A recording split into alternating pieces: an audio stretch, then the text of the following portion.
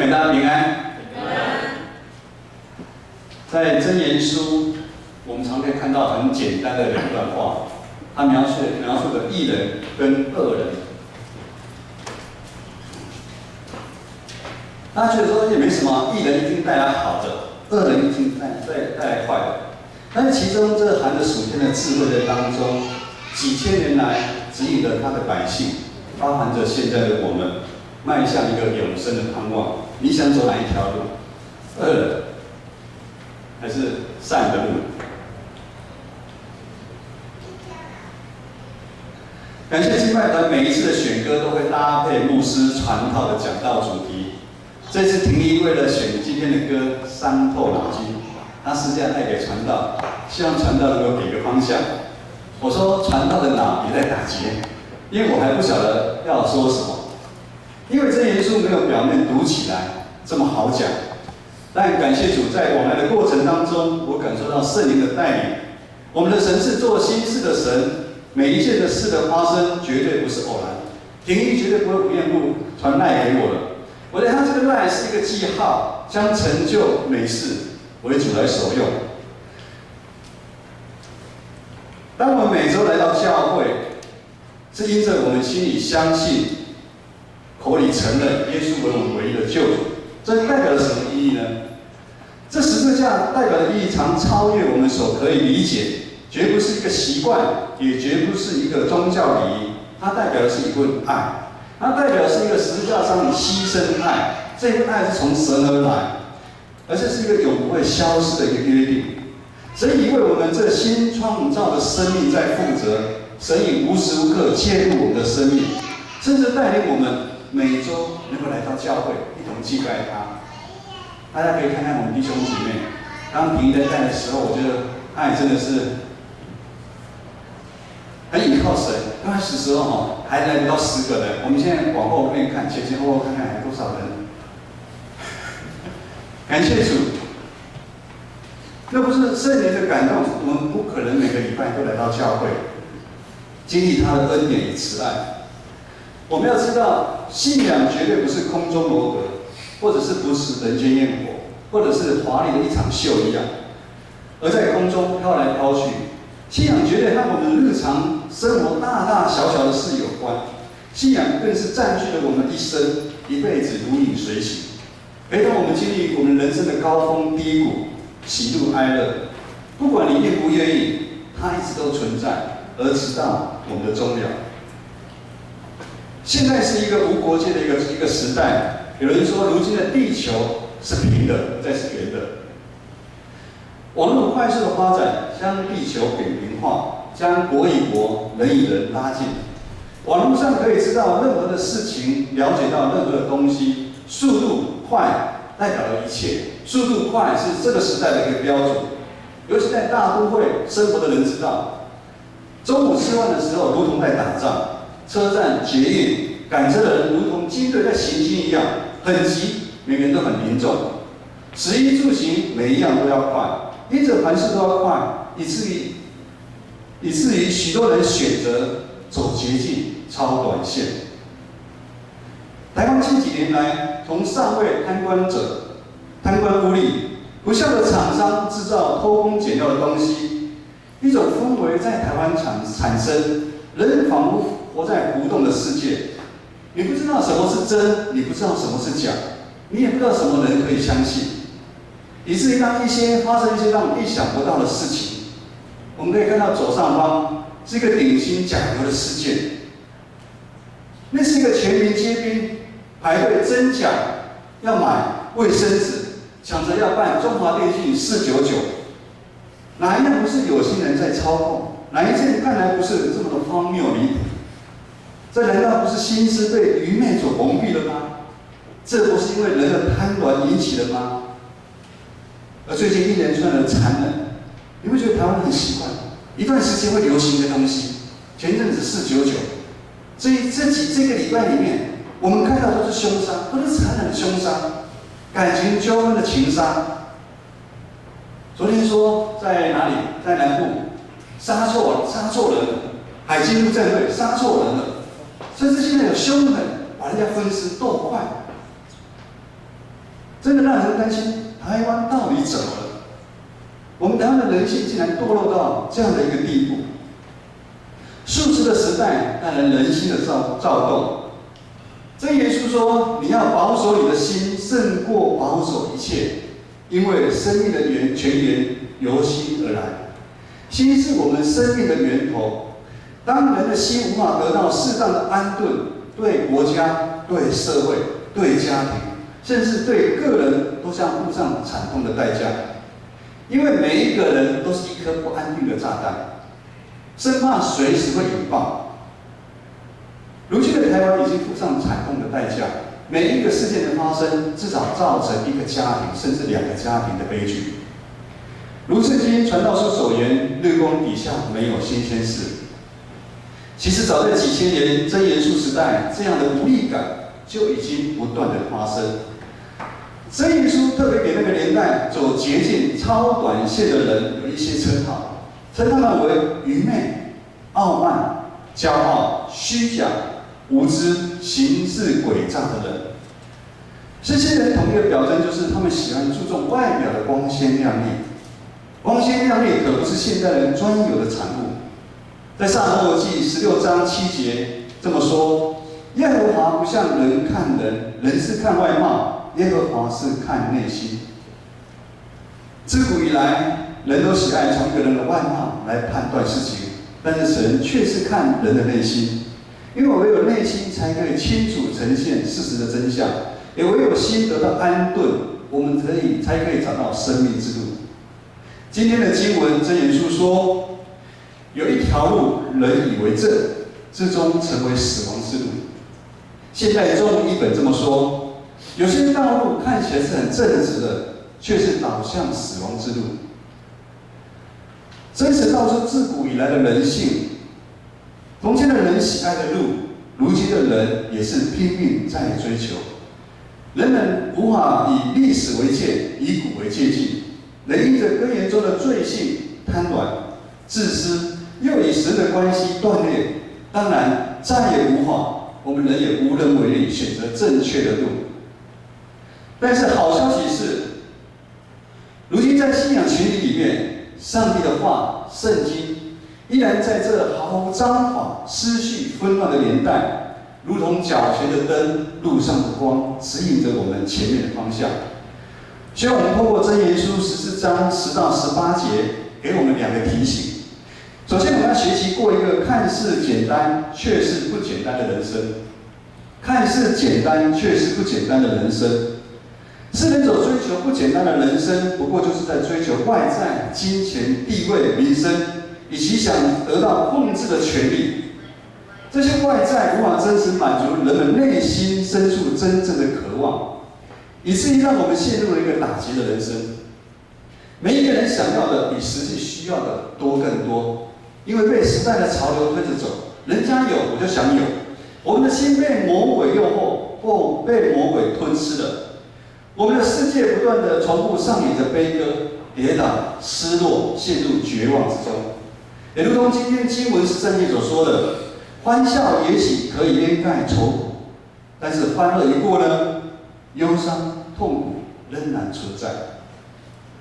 我称这个简单的人生，也可以称为逃跑的人生、后退的人生、放手的人生。如果以 NBA 来讲，打球篮球来讲，叫防守的人生。这样的做法虽然消极，但是后退却需要极大的勇气、智慧、节制跟忍耐力。因为魔鬼如同在监视吼叫的狮子，寻找失落的人，要将他吞吃。弟兄姐妹，我们要随时警醒，远离诱惑，不要想要跟诱惑、跟他们狮子正面对决。我们要学习如同过着喝白开水、吃粗茶淡饭这样简简单单的生活，将生活上的欲望降到最低，将我们的心安顿在可歇的青草地、清澈的溪水旁。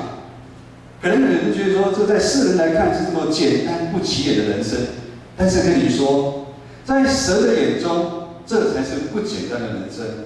世人所谓简单的人生，在神的眼中是不简单的人生。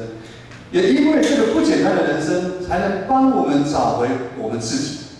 如同经文明的人步步小心，智慧人有所惧怕，就远离恶事。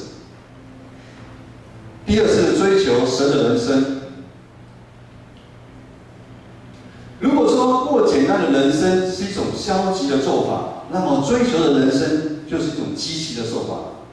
以篮球来讲，就是进攻。敬畏耶和华是智慧的开端。敬畏用白话来讲，就是要怕神。人如果连神都不怕，那又何来敬畏？唯有用敬畏的心，你才能够看透一点点，了解一点点神所创造的世界，所创造的万物，它的伟大，以至于我们用更谦卑的心来跟随。神很大，人很小。我们唯有藏在神里面，神也常会在我们里面。我们如同枝子，唯有连接在葡萄树上，才能按时结果子，结出我们信仰的果子，结出我们生命的果子。我们不能脚踏两条船，我们不能说我们爱神，但我们做出来的行为就是爱世界。基督徒虽然生在这个世界，但我们又不属于这个世界。但是社会影响的教会，如今教会受世俗化的影响非常严重，对我们基督徒来讲是一个很大的挑战。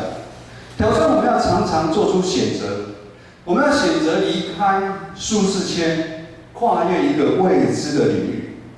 我们唯有如同耶稣一样，勇敢带以色列百姓跨越约旦河，才有办法经历神的大能。如果有看耶稣雅记知道，耶稣雅记记载着，当耶稣雅命令抬约柜的祭司脚掌踏入约旦河水的时候，整个河水就停止，整个百姓见证了神的大能，进入了牛奶与蜜之地。弟兄姐妹，你有多久没有经历神的大能？如果你此时觉得你的生命不断重复在打结、跌倒、悲伤、失落、绝望不断，传道请你要放手，你要放手将你自己交给神。唯有放手，全然交托，才能毫无包袱跨越自己生命中的约旦河，见证神迹。上帝召集我们这群信仰群体弟兄姐妹，在奉汤里所建立的教会内学习。我们通过每个主日团契读经，我们同心祈祷，委身服侍，学习彼此相爱。在这信仰学习的旅程当中，上帝不断开我们的眼界，让我们面对世上苦难的挑战的时候，可以依靠他，可以有智慧的战胜横在前面一切的苦难，让我们将苦难化作信仰的试金石，让我们的心因为一次又一次的挑战，而更深于连接于生命的气息，连接于生命来的源头耶稣基督。唯有在基督里的爱，我们的心才可以全然得到安息。当我们开始远离诱惑，当我们限制自己的欲望，当我们开始过着简单却不简单的人生，当我们积极勇敢跨越生命中的约旦河，无时无刻不过着追求神的人生。虽然我们知道神的意念高过我们的意念，神的道路高过我们的道路，但神的怜悯已带我们进入神的应许，带我们进入丰盛的生命之路。我们每一次的聚集绝对不是偶然，你会来到建成教会也绝对不是偶然。上帝透过我们每一次同心合意的敬拜的当中，经历他的生命之路。上帝也透过我们教会艰难修缮的过程当中，长子同工弟兄姐妹献金献力，我们经历他的生命之路。上帝也透过每一个团契，看似单调、日复一日的团契生活，让我们经历了生命之路。中年团契每周每几周就一个团契。我们看到妇女的团契，他们透过食物，透过生命的分享，透过关心，他们经历了生命之路。我们也看到情色的团契，他们透过关心，透过理由，我们经历了生命之路。社经团契也是一样，我们是每一周的聚会，每一周的分享陪伴，我们经历的生命之路。青少期，我们透过演戏，透过舞蹈，还记得吗？今年的圣诞节，你们一定有很好的场地啊，你们可以，今年的跳舞会比去年更好更棒。透过每一次的不管游戏，不管劳作，不管做饼干的当中，经历了生命之路。我们在服事社区林老师欧出殡的当中，我们陪伴这些长者，听他们诉说他们生命中的不堪。听说他们的子女比他早过世，诉说他如今为什么还活着，成为家人的花火的当中，我们经历了生命之路。篮球队，像篮球队，每一次的练习，每一次的遭聚，每一次的陪伴，我们也经历了生命之路。我们的圣歌队每个礼拜不断的练习，那是不简单的。能重复做多久？1年、2年，而我们一直做10年、20年。我们也延伸到小琉球，在当中每个弟兄姐妹，其实有很多的见证，他们也经历了生命之路。我们的敬拜团也是每个礼拜，看似单调，看似乏味，但是这在当中每个弟兄姐妹，他们也经历他们的生命之路。尤其到垦丁的这一趟当中，我想每一个人一定经历了他属于他自己的生命之路。信仰绝对不是空中楼阁、华丽的外表，信仰绝不是走捷径、超短线，信仰更不是用某一种的策略，甚至人数的增长。信仰绝对不是这样的，信仰是在透过我们建成教会发生的大大小小，哪怕在每一次的婚丧喜庆、病痛中的陪伴、家庭的礼拜。有人的受洗，彼此带导，我们一同欢喜，一同哭泣。我们陪每个弟兄姐妹都走1里路的当中，我们牺牲，我们经历了生命之路。在上帝的计划中，我们是信仰共同体，生命的共同体。缺少任何一颗小石头，都无法建造荣耀上帝的教会。当有小石头迷失的，我知道我们心里都很着急，我们替他代祷，我们希望这个小石头能够赶快回来。感谢赞美主。缺少任何一颗小石头在我们当中的堆积，都无法成就上帝的美意。在基督耶稣里面，他牺牲的爱，在以停一代的过程当中，感受到上帝对我们建成教会爱的喜好。我事后才知道，停一在那个当中，他创作了今天这首歌《生命之路》，这是一个属于建成人的生命之歌。我们要成就一个荣耀上帝的教会，跌倒了，我们要去扶他起来。在每一次的陪伴当中，我们看到我们弟兄姐妹彼此扶持、彼此帮助。传道牧师非常的感动。我们接下来传道会再来念一下这首《生命之歌》。我们等一下，我们可以用这首是属于我们建成教会的生命之歌。一首歌的创作，这首歌不是属于平易的，这首歌的创作也绝对不是偶然的。这是因为我们现在建成这个大家庭每一块小石头的努力才成就的。歌词是这么写的。没错，我们都会跌倒，我们都会失落、绝望，甚至在人生不断重复着悲伤。短暂的欢笑或许能掩盖愁苦，但忧伤依然存在。唯你的话能使我坚强，让我们毫无畏惧来到神的面前。我们要依靠耶和华，耐心等候他，他必将生命的道路指引我们。我们谦卑在你面前，愿你的公义彰显。我们要我们的生命有新的转变。各位弟兄姐妹，我们要我们的生命有新的转变。我们知道天怎样高过地，愿神你的意念高过我们的意念，愿你的道路高过我们的道路，引领我们走永生盼望之路。我们一起起来，在这场生命中这首歌。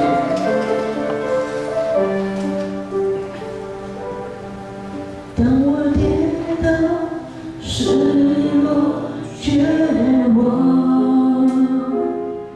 人生不断重复悲伤，欢笑或许能掩盖愁苦，但忧伤仍然在那，唯有你的话能使我坚强，让我毫无畏惧来到你身旁。我要依靠耶和华，耐心地等候他，他必将生命的道路指引我谦卑在里面，愿你的公义彰显。我要我的生命有新的转变。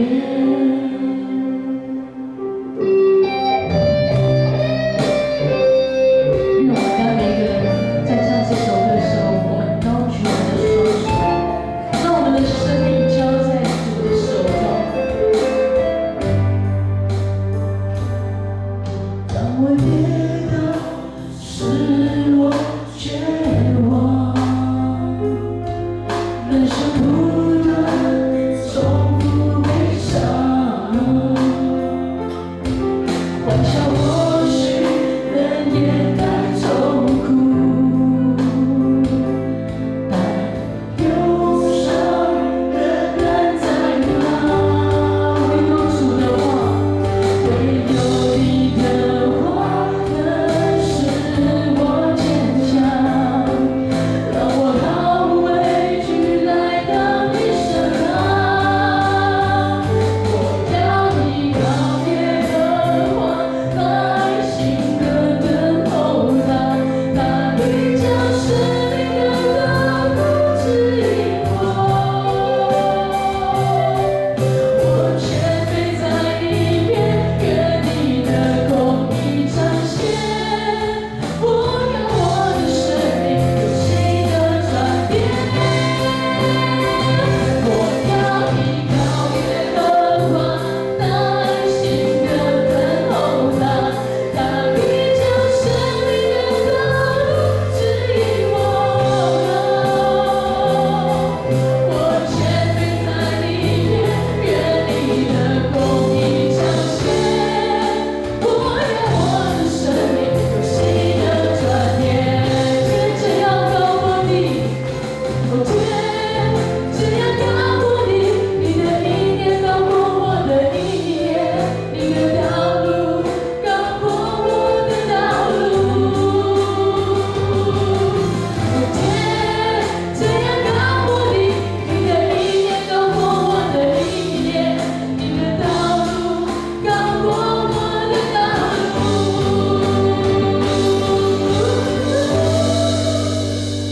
我要依靠耶和华，耐心地等候他，他必将生命的道路指引我谦卑在里面，愿你的公义彰显。我要我的生命有新的转变。我要我的生命有新的转变。愿三一的神帮助我们每一个人都能成为那颗小石头，建造教会。愿三一的神帮助我们在日常生活当中简化我们的生命，让我们过一个简单不简单的人生，让我们追求神的人生，帮助我们跨越我们生命当中的约旦河。愿主耶稣基督的爱、天父上帝的慈爱、圣灵的感动与弟兄姐妹同在，从今时直到永远。阿门。